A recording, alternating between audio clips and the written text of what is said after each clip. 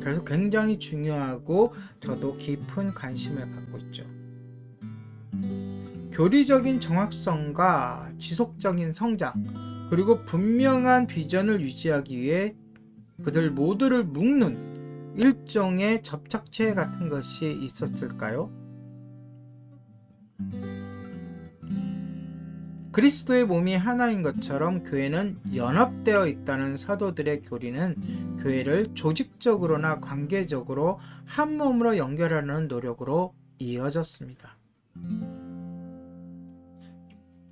그런 면에서 살펴볼 때에 오늘날의 이 수많은 종단과 수많은 쪼개져 있는 우리 개신교를 보면서 마음이 답답하기도 하고 또 더욱더 초대교회를 살펴보게 됩니다. 이렇게 세계적인 운동이 되려면 단지 하나의 가정교회를 넘어서야만 했고, 하나님이 세계적으로 성취해 가시는 역사와 이 안에서 그들의 역할에 대한 확실한 뭐가요? 비전이 필요했습니다.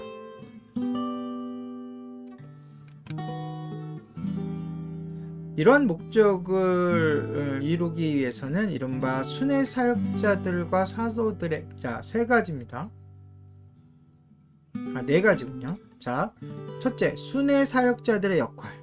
둘째, 사도들의 서신. 신약은 거의 서신으로 되어 있죠. 그리고 가정을 대상으로 한 사역. 그리고 가정을 연계하는 사역. 그리고 네 번째로는 도시 단위의 모임. 이렇게 네 가지의 중요한 요소들이 필요했습니다. 그래서 오늘은 첫 번째로 순회 선교사들의 역할, 우리가 순회 선교사들에서 쭉 살펴봤잖아요. 이어서 생각하신다고 보면 돼요. 순회 선교사들이 교회가 하나 되는 데 있어서 어떠한 역할을 했는지. 교회를 개별적으로 방문하는 일시적으로 수행하는 일이었습니다. 그것은 필요했다라 그랬죠.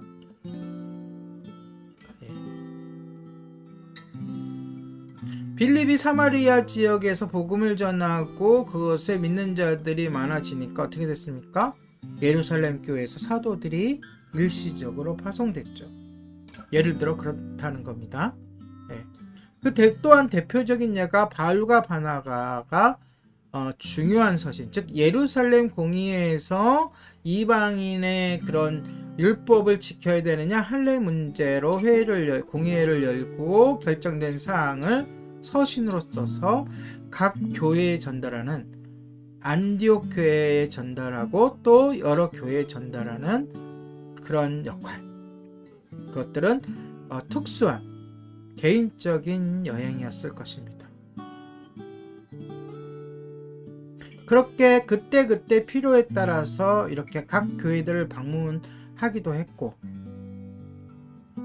또 정규적으로 전도 여행이라는 오늘날 우리가 붙인 거죠. 그렇게 전도 여행이라고 하는 그런 도시를 다니며 또는 지방을 다니며 복음을 전하는 전도팀과 또한 전도 프로그램 전도 그런 운동이 있었다는 거죠.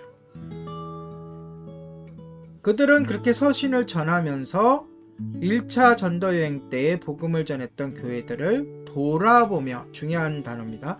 돌아보며 그 다음에 격려하기 위해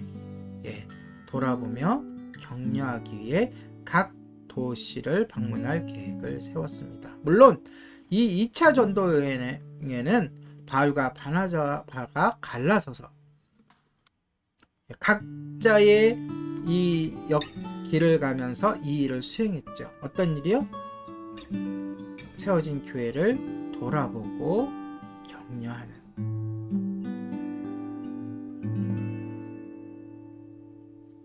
그런데 이것이 사도행전의 바울 위주로 후반부에는 나와서 바울만 적극적으로 이러한 일을 했다고 여겨서는 되지 않고, 많은 제자들이 결국 그래서 인도까지 가서 순교하고 서번화까지 가서 순교하고 막 그런 거 아니겠습니까? 그러니까 기본적으로 순회 사역자들이 그러한 역할을 감당했다는 거죠. 각 도시에서 그들이 무엇을 했는지는 모두 기록되어 있지는 않습니다.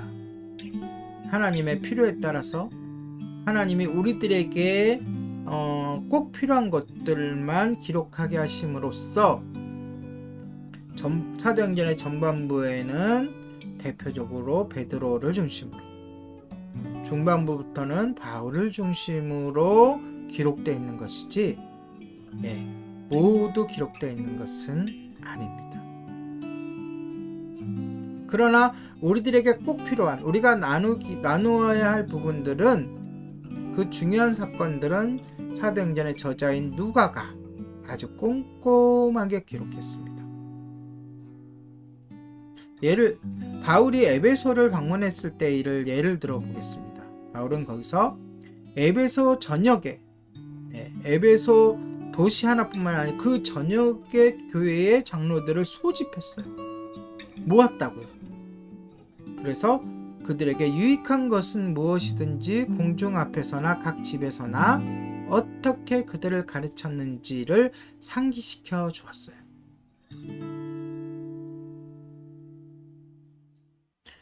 사도들이 방문한 도시 및 가정교회 형태에서 모두 이러한 현상들이 나타난다는 것입니다. 순회 사역자들의 역할이 있다는 것이죠.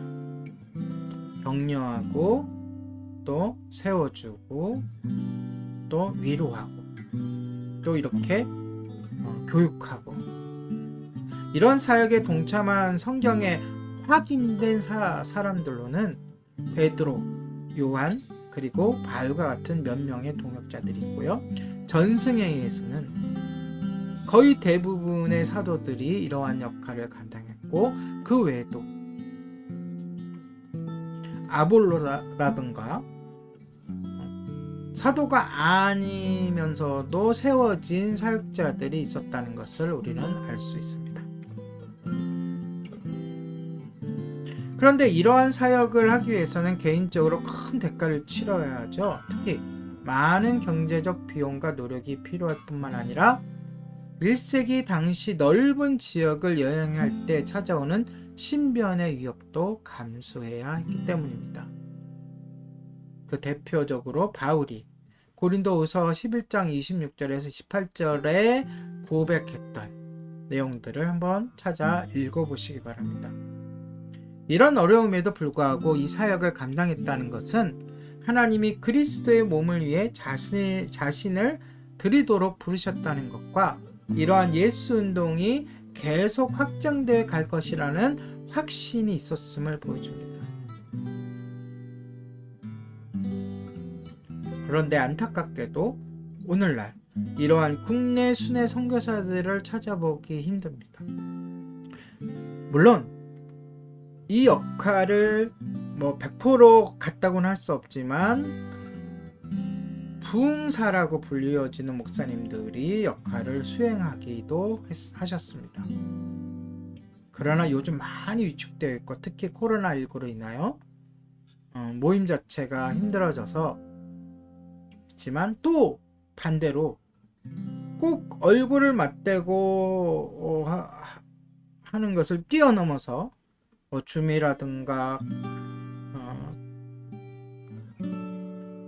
페이스북이라든가 또 유튜브라든가 또 카카오톡이라든가 이런 것이 활발해지고, 이런 것을 통해서도 이러한 역할을 감당하는 모습들도 발견하게 됩니다. 그러나 아직 미약합니다. 왜냐하면 중국 복음을 지키려고 목숨까지도 각오해야 되는 중국만 해도 이렇게 순회하는 사역자들이 많이 있고요. 제가 옛날에 중국에 갔을 때에도 미리 그들이 스케줄을 맞춰가지고 저희가 순회하는, 예를 들어 20일 동안 중국을 순회하면서 전국 각지의 지도자들이, 지역교회 지도자들이 모인 곳을 찾아다니면서 같이 나누고 예배하고 또 격려하고 했던 일들을 제가 직접 경험해 봤기 때문에 그러한 일들이 이제 우리나라에도 필요하지 않을까 그렇게 생각됩니다. 그래서 이러한 순회 사역자들을 많이 세워나가는 것이 또 훈련시켜 가는 것이 우리들에게 지금에 주어진 사명이 아닐까 이렇게 생각됩니다.